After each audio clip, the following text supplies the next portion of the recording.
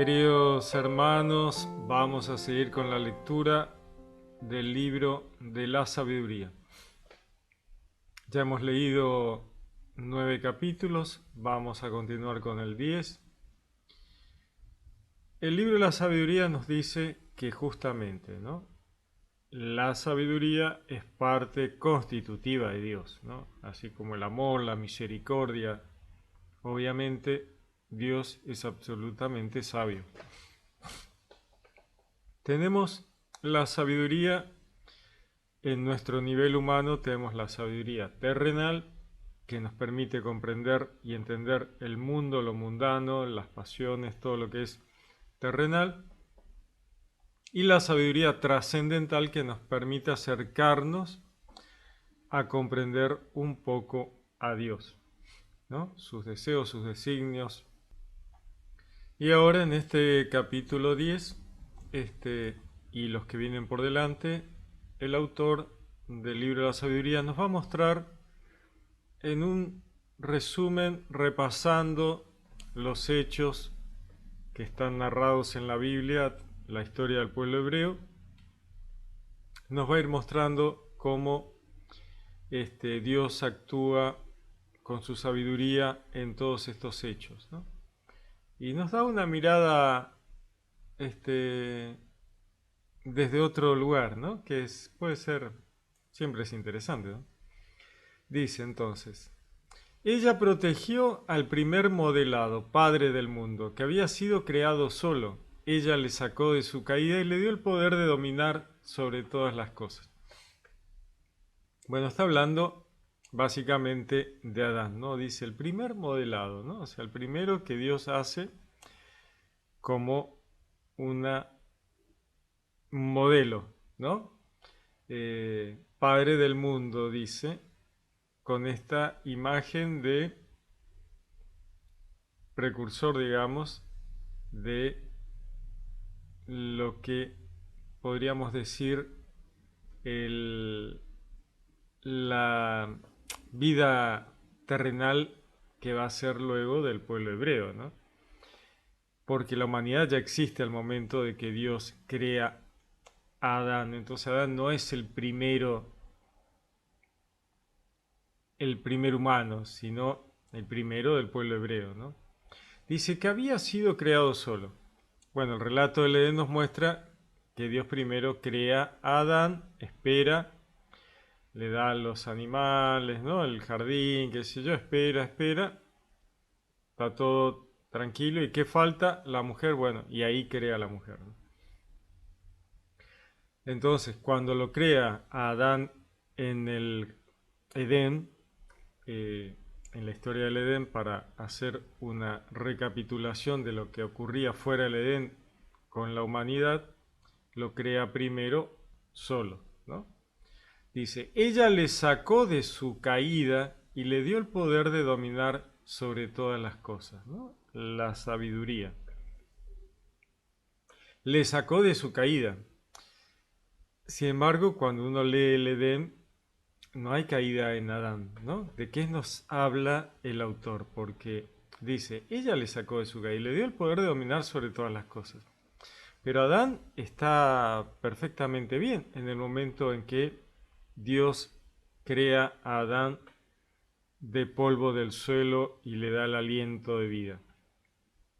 ¿Qué nos está diciendo acá? Acá nos está diciendo el autor que hay algo más que no surge a la vista, ¿no? Cuando uno lee el Edén. Uno lee el relato del Edén y parece ser que ahí es el primer hombre de la humanidad, Adán, y no. Adán es una recreación de lo que ocurre fuera de Edén con la humanidad. Y la humanidad está en una caída, ¿no? La humanidad está en una caída. ¿Cuál es la caída? La caída es que el enemigo ha hecho tropezar a la humanidad y la ha llevado por caminos que la alejan de Dios, ¿no es cierto? Politeísmo, sacrificios humanos, idolatría, bueno, todo lo que ya sabemos. Cuando Dios crea el Edén para mostrar a los ángeles, para mostrar a los hebreos que vendrían después que la culpa de todo la tiene el enemigo, justamente es maravilloso este texto porque nos muestra que dice que la sabiduría de Dios justamente saca a Adán de su caída, ¿no? Y le da el poder de dominar sobre todas las cosas. Justamente le da el poder de ponerle un límite al enemigo más allá de que la humanidad tenía potestad de Dios sobre la creación, ¿no? Que se la da a Dios en el relato de los 7 días. Pero es muy interesante, porque dice, ella, la sabiduría, le sacó de su caída. Pero cuando uno lee el relato del Edén, no parece que fuera así. Por eso es muy interesante el libro de la sabiduría, porque nos da material que no tenemos disponible. Nos da una mirada transversal que está muy buena, es muy interesante, ¿no? Justamente Dios detiene la caída de la humanidad iniciando por Adán y Eva y luego el pueblo hebreo. Detiene la caída de la humanidad justamente, ¿no? Es muy interesante porque esto así tan cortito, la Biblia es maravillosa, tan cortito. Ella le sacó de su caída y le dio el poder de dominar sobre todas las cosas. Maravilloso. Es tal cual, pero uno puede a veces pasarlo por alto. Continúa, dice. Pero cuando un injusto en su cólera se apartó de ella, se apartó de la sabiduría, pereció por su furor fratricida. Cuando un injusto en su cólera se apartó de la sabiduría, pereció por su furor fratricida. Bueno, tiene que ver con el enemigo, ¿no? Que se aleja de la sabiduría de Dios e intenta hacer perecer a la humanidad en la muerte segunda. Y de hecho al final perece en el Apocalipsis, es arrojado al fuego eterno que nunca se apaga, la muerte segunda, el acusador de nuestros hermanos, como diría el libro de las revelaciones de Jesucristo, el Apocalipsis, ¿no? Continúa.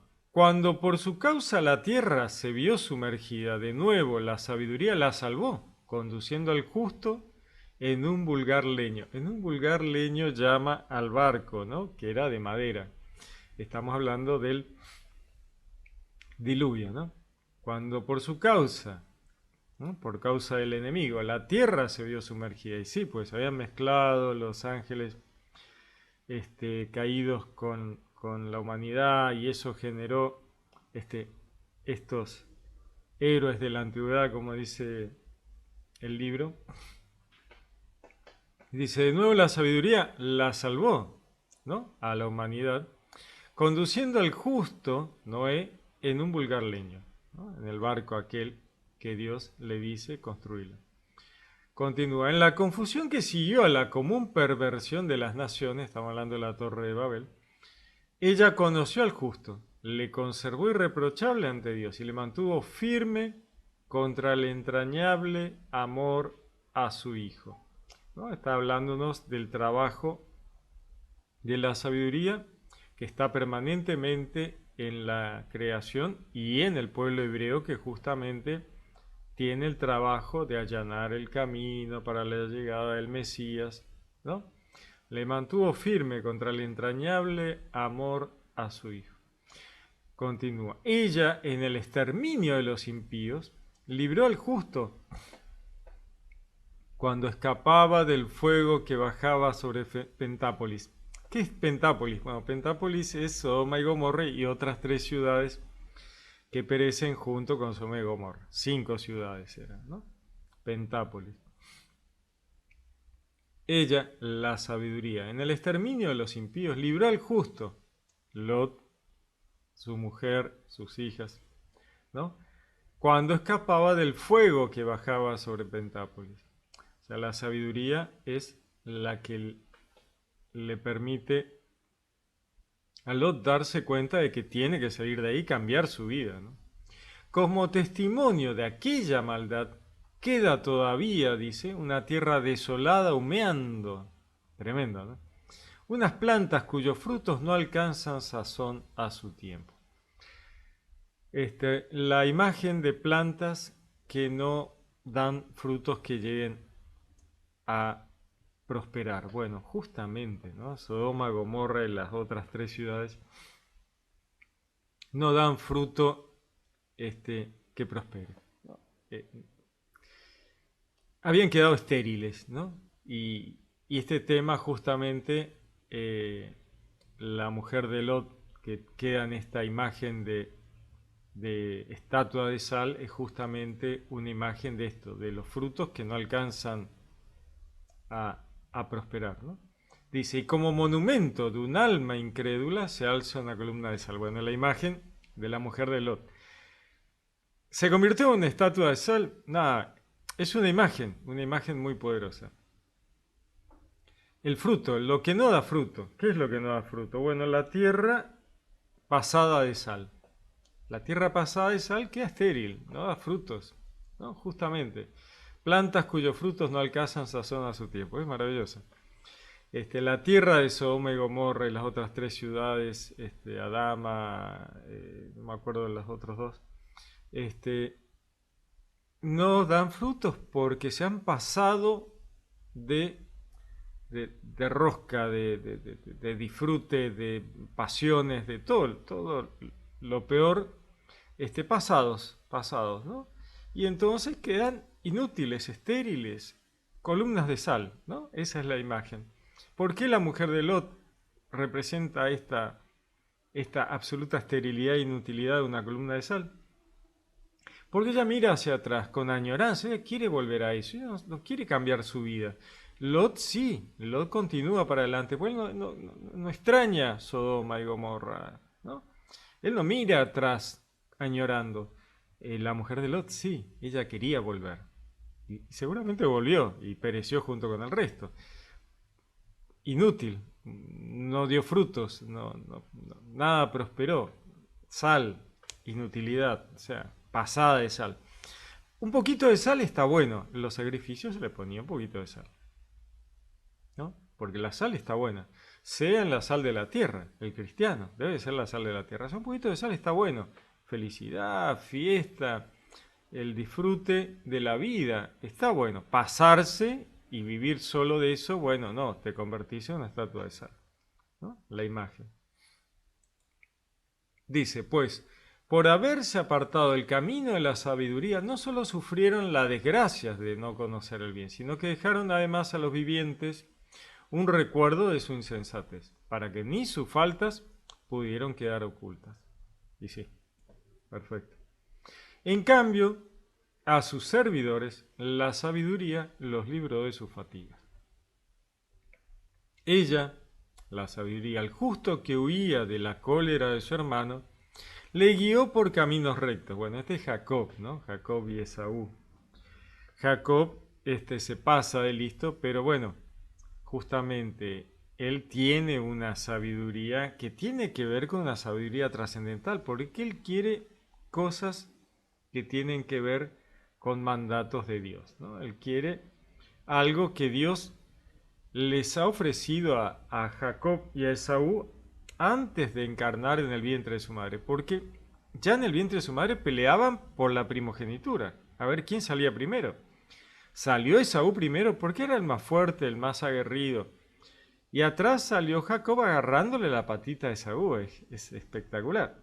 Pero eran bebés, estaban todavía en el vientre de la madre. Bueno, ahí vemos que las almas tienen un conocimiento, una vida previa a la encarnación, ¿no? Donde ya tenían mandatos, cosas de Dios que debían llevar adelante, que Jacob quería ser él el que las llevara adelante, ¿no?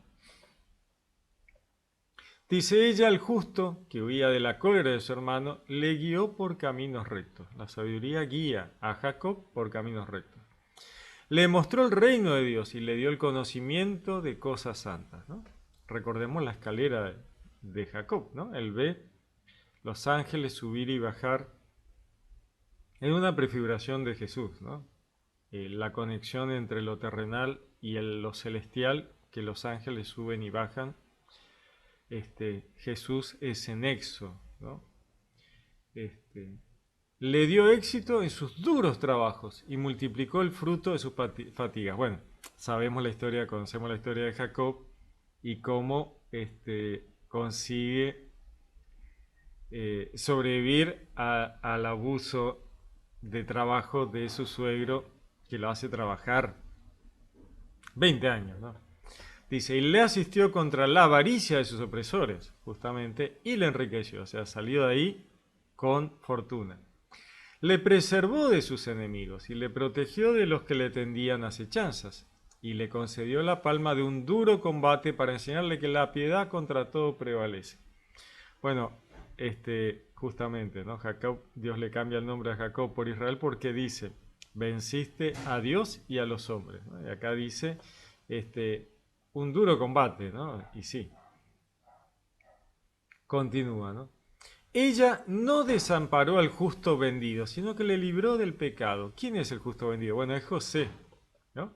O sea, vamos saltando sobre los hechos de la historia del pueblo hebreo, de la historia de la salvación. Va saltando de uno a otro, hay que estar atentos, muy atentos, ¿no? Ella no desamparó al justo vendido, sino que le libró del pecado. Bajó con él a la cisterna, pues lo habían tirado a José a un pozo. Y no le abandonó en las cadenas, hasta entregarle el cetro real y el poder sobre sus tiranos. Bueno, conocemos la historia de José, ¿no? Que termina siendo el segundo del faraón y tiene el poder sobre aquellos que lo habían vendido, ¿no? Hasta mostrar mentirosos a sus difamadores y concederle una gloria eterna. Ella libró de una nación opresora a un pueblo santo, bueno, al pueblo hebreo de los egipcios, ¿no? Y a una raza irreprochable. Entró en el alma de un servidor del Señor, le hizo frente a reyes temibles con prodigios y señales. Bueno, ese es Moisés, ¿no? Entró en el alma de un servidor, o sea, Moisés era una persona que tenía la sabiduría de Dios, ¿no? Hizo frente a reyes temibles con prodigios y señales. Pagó a los santos el salario de sus trabajos, los guió por un camino maravilloso. Fue para ellos cobertura durante el día y lumbre de estrellas durante la noche. La sabiduría, Dios, ¿no? Porque Dios y la sabiduría son una sola cosa, ¿no? Dios es sabio y la sabiduría es parte de la divinidad. Les abrió paso por el Mar Rojo y los condujo a través de las inmensas aguas.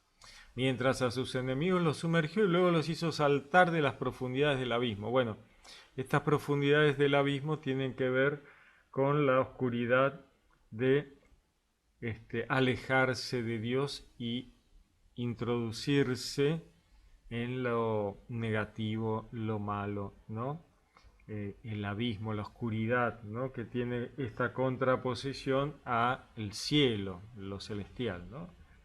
Entonces dice, mientras a sus enemigos los sumergió y luego los hizo saltar de las profundidades del abismo, ¿no? O sea, esta idea, esta imagen, ¿no? Son grandes imágenes.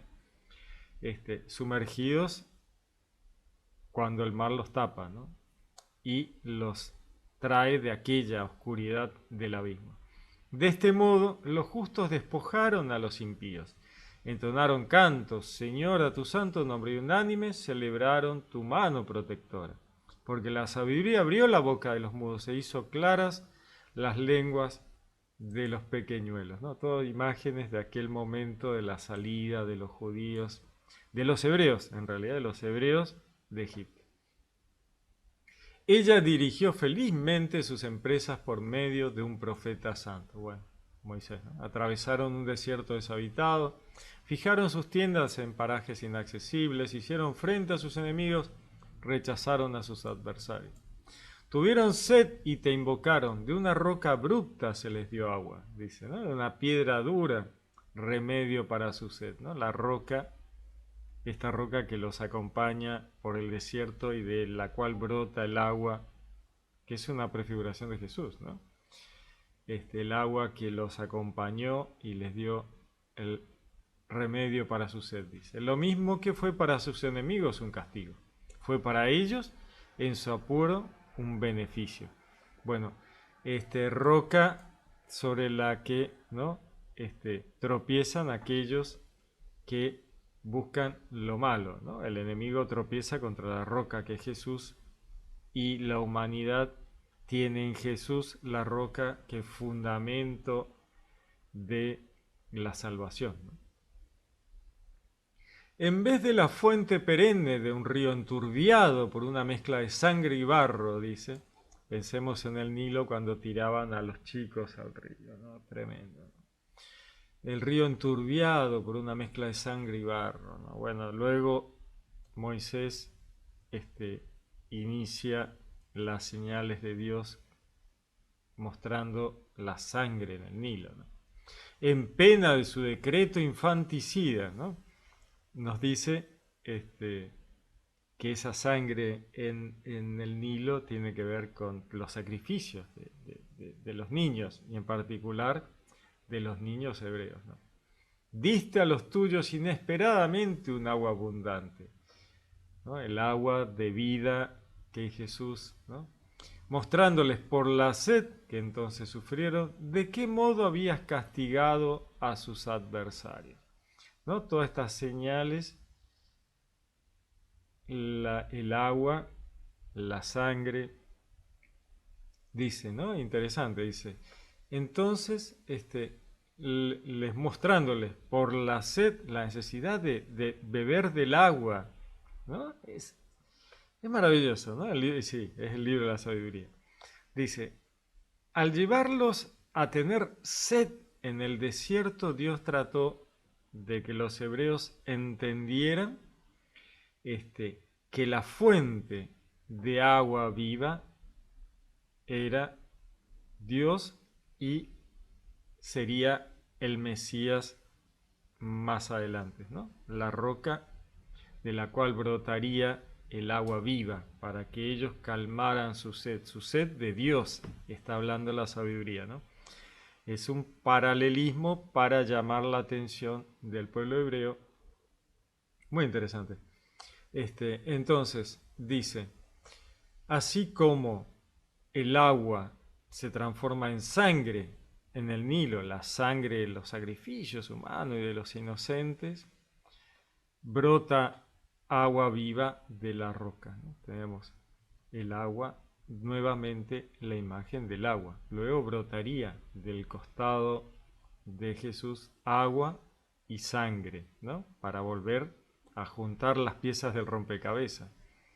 Diría el profeta en uno de los libros proféticos, ¿no? Que el agua brotaría del costado del templo y sanearía las aguas del mar, ¿no? Que a donde llegara el agua que brota del costado del templo, todas las aguas serían saneadas, ¿no? Todas unas imágenes de que el agua viva, que es Jesús, sanea el agua de la mundanidad, el mar, los paganos, la humanidad general, ¿no? que tiene este mar.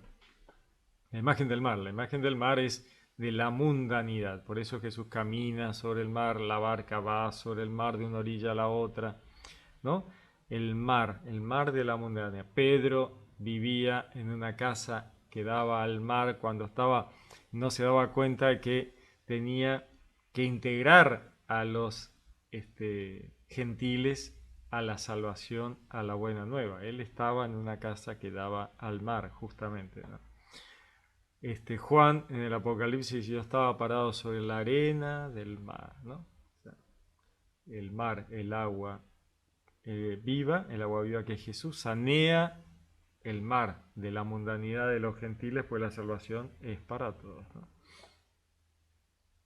Dice, pues cuando sufrieron su prueba, si bien con misericordia corregidos, conocieron cómo los impíos, juzgados con cólera, eran torturados, pues a ellos los había probado como padre que amonesta. O sea, a los judíos, a los hebreos, perdón, Dios los prueba como padre que amonesta, ¿no? Pero a los otros los había castigado como rey severo que condena, o sea, con mucha mayor dureza, ¿no? Tanto estando lejos como cerca, igualmente se consumían por una doble tristeza, pues una doble tristeza se apoderó de ellos, y un lamento con el recuerdo del pasado, porque al oír que lo mismo que era su castigo era para otros un beneficio, reconocieron al Señor, pues al que antes hicieron exponer y luego rechazaron con escarnio, al final de los acontecimientos le admiraron después de padecer una sed bien diferente de la de los justos. Bueno, acá hay toda una metáfora enorme, ¿no? Hay una metáfora enorme, tanto de Moisés en el pueblo hebreo, que al final de haber estado hablando mal de Moisés y maltratándolo, y al final se transforma en héroe del pueblo hebreo, también hay un correlato con Jesús y el Mesías, ¿no? El haberlo crucificado, ¿no? Dice, le admiraron después de parecer una sed bien diferente de las de los justos. O sea, tiene que ver con la búsqueda o el alejarse de Dios, ¿no? Dice, pero sus locos e inicuos pensamientos por los que extraviados adoraban reptiles sin razón y bichos despreciables, les enviaste en castigo muchedumbres de animales sin razón, para que aprendiesen que por donde uno peca, por allí es castigado. Bueno, esto tiene que ver con las serpientes en el desierto, ¿no? Una raza, reptiles sin razón y bichos despreciables les enviaste, ¿no? Las serpientes y los alacranes, ¿no? ¿Por qué dice? Porque por donde uno peca, por allí es castigado.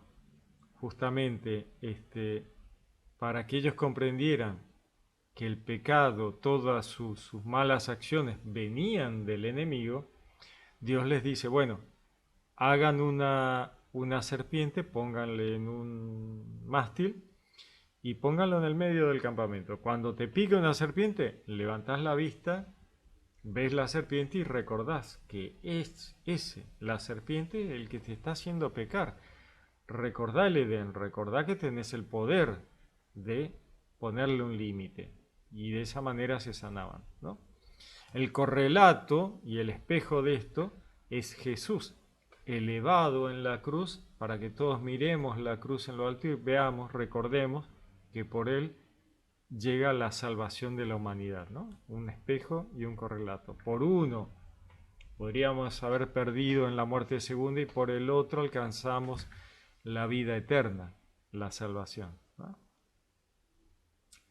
Dice, continúa, pues bien, podía tu mano omnipotente, ella que de informe materia había creado el mundo, ¿no? O sea, está diciendo, ¿no?, que por la mano de Dios, ¿no?, su mano omnipotente, la misma mano que había creado el mundo de materia informe, ¿no? Informe materia había creado el mundo. Recordemos que la creación es manifestada por la palabra de Dios, que es el verbo, el logos. Jesús es el verbo encarnado terrenalmente, pero Jesús es el verbo, el logos, el que manifiesta la creación de materia, dice, que no tiene forma, informe materia, siempre es manifestado desde Dios, ¿no? O sea, donde no está la creación, es manifestada la creación. Dice entonces, pues bien, podía tu mano omnipotente, ella que de informe materia había creado el mundo, enviar contra ellos muchedumbres de osos o audaces leones. O sea, está diciendo la sabiduría, el autor de la sabiduría, que en ese momento, si era solo por castigar al pueblo hebreo, podría haber mandado todo tipo de animales que los mordieran, los maltrataran. Osos, leones, dice, o bien fieras desconocidas, entonces creadas, llenas de furor, respirando alientos de fuego, lanzando humo hediondo, despidiendo de sus ojos terribles centellas, capaces no ya de aniquilarlos con sus ataques, sino de destruirlos con su estremecedor aspecto, ¿no? Dice el autor que Dios elige que fueran serpientes con un motivo en particular, porque podría haber usado cualquier tipo de animal si hubiese querido, ¿no? Dice, y aún sin esto, de un simple soplo podrían sucumbir, perseguidos por la justicia, aventados por el soplo de tu poder.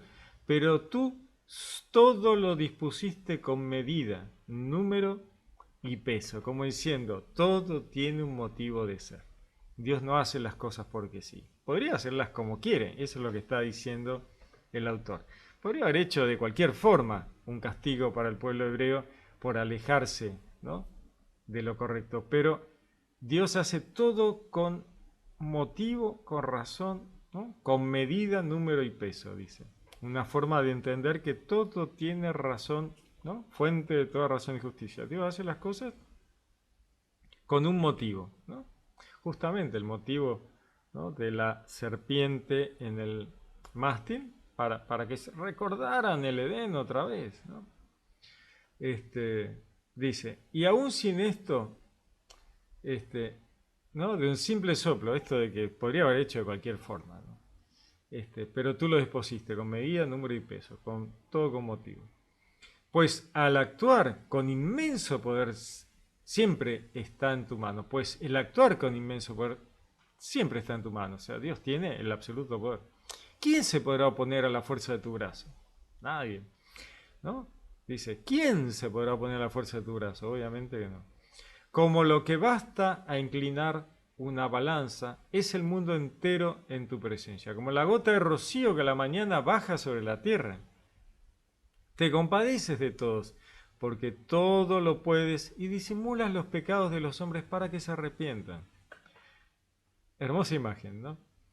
Como lo que basta a inclinar una balanza, ¿no? Ese poquito que es suficiente para inclinar la balanza. Es el mundo entero en tu presencia. Eso, ¿no?, apenitas, ¿no? Es el mundo entero en tu presencia. O sea, nada, nada. ¿Cuánto es necesario para inclinar la balanza? Un cachito de diferencia en el peso inclina la balanza. Bueno, así es, dice, el mundo entero en tu presencia. Como la gota de rocío que a la mañana baja sobre la tierra. O sea, una cosa, sí, así es el mundo entero en presencia de Dios. Te compadeces de todos, porque todo lo puedes. Y disimulas los pecados de los hombres para que se arrepientan. Es la misericordia de Dios, ¿no? Amas a todos los seres. Y nada de lo que hiciste aborreces, pues si algo odiases, no lo habrías hecho. Esto es maravilloso, ¿no? Maravilloso, o sea, Dios ama a todos los seres, los buenos y los malos, ¿no? Dice Dios, ¿acaso quiero la muerte del malvado? No, no. Amas a todos los seres, y nada de lo que hiciste aborreces, dice, ¿no? Pues si algo odiases, no lo habrías hecho. ¿Y cómo habría permanecido algo si no hubieses querido? ¿Cómo se habría conservado lo que no hubieses llamado? Mas tú, con todas las cosas, eres indulgente, porque son tuyas, Señor, que amas la vida. Es genial, ¿no? Pues tu espíritu incorruptible está en todas ellas. Genial, ¿no? Porque el libro La Sabiduría nos muestra que Dios está en todo. En lo bueno, en lo malo, en lo puro, en lo impuro, ¿no? Tu espíritu incorruptible está en todo, porque has creado todo para que fuera bueno. ¿No? Luego, bueno, el libre albedrío también está ahí. Bueno, el que quiere, el que no quiere, pero Dios está en todo, ¿no? Por eso mismo, dice, gradualmente castigas a los que caen. Gradualmente castigas a los que caen. O sea, de a poquito, despacito. Les amonestas, recordándoles en qué pecan, para que apartándose del mal, crean en ti, Señor. Maravilloso, ¿no? O sea, amonestando de a poquito. Recordemos que los hebreos caminan 40 años en el desierto a ver si la gente que estaba en la tierra prometida se arrepienten y de esa manera evitamos la conquista sangrienta, pero no hubo forma, no hubo forma. Le dio tiempo suficiente, más que suficiente. Dice, a los antiguos habitantes de tu tierra santa los odiabas porque cometían las más nefastas acciones, prácticas de hechicería, iniciaciones impías. A estos despiadados asesinos de sus hijos, devoradores de entrañas en banquetes de carne humana y de sangre, a estos iniciados en bacanales, padres asesinos de seres indefensos, habías querido destruirlo a mano de nuestros padres, para que la tierra que te era la más apreciada de todas, recibiera una digna colonia de hijos de Dios. Pero aún con estos, por ser hombres, te mostraste indulgente y le enviaste avispas como precursoras de tu ejército, que le fuesen poco a poco destruyendo, ¿no? Es maravilloso, ¿no? Esto que hablábamos recién, ¿no? O sea, Dios dice, aún a estos que eran los peores, los peores, los peores, los peores, Les enviaste avispas para ver si eso los llamaba a la reflexión y de esa manera se evitaba el castigo, ¿no? Si ellos se hubieran convertido, no hubiera sido necesario. No porque no pudieses en batalla campal entregar a los impíos en manos de los justos, o aniquilarlos de una vez con feroces fiestas o con una palabra inexorable, dice, ¿no? O sea, le mandaste eso, pero no porque no pudieras exterminarlos en un segundo, ¿no? Sino, dice, que les concedías con un castigo gradual una ocasión de arrepentirse, aun sabiendo que era su natural perverso, su malicia innata, y que jamás cambiarían su manera de pensar, por ser desde el comienzo una raza maldita. Tampoco por temor a nadie concedías la impunidad a sus pecados. O sea, nos aclara, ¿no? Nos aclara que dice que Dios sabía que todo lo que hiciera iba a ser inútil, pero lo hacía igual, ¿no? Esperando que recapacitaran, ¿no? Sabiendo que no iban a cambiar porque tenían una malicia muy profunda. Dice, tampoco se frenó por temor a alguien, tampoco, ¿no? Porque Dios no teme a nadie, ¿no? Deja bien claro. Pues, ¿quién podría decirte? Dice, ¿no? ¿Qué has hecho? ¿Quién se opondría a tu sentencia? ¿Quién te citaría a juicio por destruir naciones por ti creadas? ¿Quién se alzaría contra ti como vengador de hombres inicuos? Pues fuera de ti no hay un Dios que de todas las cosas cuide, a quien tengas que dar cuenta de la justicia de tus juicios. Ni hay rey ni soberano que te enfrente en favor de lo que has castigado, sino que como eres justo, con justicia ministras el universo y miras como extraño a tu poder condenar a quien no merece ser castigado. Y miras como extraño a tu poder, ¿no? Interesante, miras como extraño a tu poder condenar a quien no merece ser castigado. O sea, la injusticia no es parte de la divinidad. Es extraño a la divinidad. Miras como extraño, o sea, esto no. Poder condenar a quien no merece ser castigado. Tu fuerza es el principio de tu justicia y tu señorío sobre todos los seres te hace indulgente con todos ellos. Maravilloso. Tu fuerza es el principio de tu justicia. Tu señorío sobre todos los seres te hace indulgente con todos ellos. Ostentas tu fuerza a los que no creen en la plenitud de tu poder y confundes la audacia de los que la conocen. Aquellos que se pasan de listo, ¿no? La audacia de los que la conocen. Dueño de tu fuerza, juzgas con moderación y nos gobiernas con mucha indulgencia, porque con solo quererlo los puedes todos. Obrando así, enseñaste a tu pueblo que el justo debe ser amigo del hombre, y diste a tus hijos la buena esperanza de que en el pecado das lugar al arrepentimiento. Pues si a los enemigos de tus hijos, merecedores de la muerte, con tanto miramiento e indulgencia los castigaste, dándoles tiempo y lugar para apartarse de la maldad, ¿con qué consideración no juzgaste a los hijos tuyos, a cuyos padres con juramentos y pactos tan buenas promesas hiciste? ¿No? Está justamente, ¿no? Hablando de la misericordia de Dios, que trata con indulgencia y misericordia a todos, ¿no? Más aún al pueblo hebreo, ¿no? Así pues, para leccionarnos, a nuestros enemigos los flagelas con moderación, para que al juzgar tengamos en cuenta tu bondad, y al ser juzgados esperemos tu misericordia. O sea, nos llama a mirar y reflexionar que Dios juzga y castiga con moderación a aquellos que son terribles y tremendos, ¿no? Dice, para que nos sirva de modelo y que cuando juzguemos a otros tengamos en cuenta tu bondad, ¿no? Y que cuando vayamos a ser juzgados esperemos tu misericordia. Es maravilloso. Por tanto, también a los que inicuamente habían vivido una vida insensata les atormentaste con sus mismas abominaciones. Bueno, esto tiene que ver con la toma de conciencia, ¿no?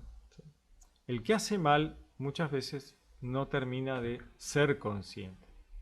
Ahora, el infierno es tomar conciencia. Cuando tomas conciencia de las barbaridades que hiciste, cuanto peores son las barbaridades que hiciste, más es el sufrimiento al tomar conciencia, ¿no? Dice, por tanto, también a los que inicuamente habían vivido una vida insensata, les atormentaste con sus mismas abominaciones. Justamente, ¿no? Esto, ¿no? Tomar conciencia es tremendo. Por eso, como a niños sin ceso, les enviaste una irrisión de castigo, por los que con una reprimenda irrisoria no se enmendaron, iban a experimentar un castigo digno de Dios. A la vista de los seres que les atormentaban y les indignaban, de aquellos seres que tenían por dioses y eran ahora su castigo, abrieron los ojos y reconocieron por el Dios verdadero aquel que antes se negaban a conocer, por lo cual el supremo castigo descargó sobre ellos. Bueno, acá hay toda una imagen del politeísmo, la idolatría, ¿no? De las barbaridades que hacían en base a dioses falsos, ¿no? Que no existieron nunca, pero eran seducidos por el enemigo para hacer todas estas tonterías y barbaridades, ¿no? Dice, cuando abrieron los ojos y reconocieron por el Dios verdadero aquel que antes se negaban a conocer, por lo cual el supremo castigo descargó sobre ellos. El tomar conciencia y obrar mal a conciencia, ¿no? Sí, sabiduría 13. Vanos por naturaleza todos los hombres en quien había ignorancia de Dios y no fueron capaces de conocer por las cosas buenas que se ven aquel que es, ni atendiendo a las obras reconocieron el artífice, sino que al fuego, al viento, al aire ligero, a la bóveda estrellada, al agua impetuosa, a las lumbreras del cielo, los consideraron como dioses, Señor del mundo. O sea, les está diciendo, ¿no?, que la gente tendría que haberse dado cuenta de que al mirar la creación se estaba viendo la mente del Dios creador, ¿no? Un reflejo de la mente de Dios, la creación, las estrellas, la belleza de la creación. Estamos viendo un cachito de la mente del creador, ¿no? Sino que, por el contrario, adoraron a esas cosas, a esos objetos, ¿no? O sea, la bóveda estrellada, el aire, el viento, el fuego, los transformaron en dioses, ¿no? Dice, los consideraron como dioses, señores del mundo, que si cautivados por su belleza los tomaron por dioses. Sepan cuánto les aventaja el Señor de estos, pues fue el autor mismo de la belleza quien los creó, ¿no? Y si fue su poder y eficiencia lo que les dejó sobrecogidos, deduzcan de ahí cuánto más poderoso es aquel que los hizo. Pues de la grandeza y hermosura de las criaturas se llega por analogía a contemplar a su autor, ¿no? Esto, estás viendo la creación, no puedes adorar a la creación, ¿no? Como ahora dicen, no, el universo, pedirle al universo, es una tontería total. O sea, el universo es producto y creación de Dios, es un objeto, otro objeto más grande, pero sigue siendo un objeto, ¿no? Entonces dice, pues de la grandeza y hermosura de las criaturas se llega por analogía a contemplar a su autor. Con todo, dice, no merecen estos tan grave reprensión, pues tal vez caminaban desorientados buscando a Dios y queriéndole hallar. Justamente, ¿no? La misericordia de Dios de decir, me buscan y no me pueden encontrar porque buscan mal. Y están mal asesorados por el enemigo, ¿no? El cantar de los cantares, ¿no?, que nos muestra una imagen de la humanidad buscando a Dios y desencontrándose, ¿no?, en este juego de los amantes, ¿no?, que se buscan, el hombre y la mujer buscándose y encontrándose y perdiéndose de vuelta, y ya lo encontraba y otra vez lo perdí y ya lo tenía ahí de nuevo, ¿no?, y estuve 2 minutos y lo vuelvo a perder. Bueno, esto, ¿no? O sea, por eso Dios no termina de enojarse y por eso viene la salvación de la humanidad, por el amor de Dios, sabiendo que la humanidad está buscando a Dios y que no la puede encontrar porque el enemigo no permite que la humanidad encuentre el camino correcto. Y por eso trae al pueblo hebreo, para que el pueblo hebreo sea el camino por el cual llegue la salvación, llegue el Mesías y encontremos el camino para volver a Dios. Religión, la perfecta religión. Religión que viene de religar, reunir fuertemente al hombre con Dios. Religión. Dice, Con todo no merecen estos tan grave reprensión, pues tal vez caminaban desorientados buscando a Dios y queriéndole hallar. Como viven entre sus obras, se esfuerzan por conocerle y se dejan seducir por lo que ven. Tan bellas se presentan a los ojos, ¿no? De creer estas cosas, ¿no? No, los planetas son Dios, el Sol es Dios, la Luna. Por otra parte, tampoco son estos excusables, pues si llegaron a adquirir tanta ciencia que les capacitó para indagar el mundo, ¿cómo no llegaron primero a descubrir a su Señor? ¿No? Bueno, ¿no? Por un lado, la ciencia, la tecnología, el descubrir los mecanismos, qué sé yo, y no estás viendo a Dios detrás. ¿Cómo puede ser que no veas a Dios detrás? ¿No? Dice, desgraciados, en cambio, con la esperanza puesta en seres sin vida, los que llamaron dioses ahora hechas por mano de hombre, al oro, a la plata, trabajados con arte, a representaciones de animales o a una piedra inútil esculpida con mano antigua. Un leñador abate con la sierra un árbol conveniente, lo despoja diestramente de toda su corteza, lo trabaja con habilidad y fabrica un objeto útil para la necesidad de la vida. Con los restos de su trabajo se prepara la comida que le deja satisfecho, la leña, ¿no? Queda todavía un resto del árbol que para nada sirve, un tronco torcido, lleno de nudos.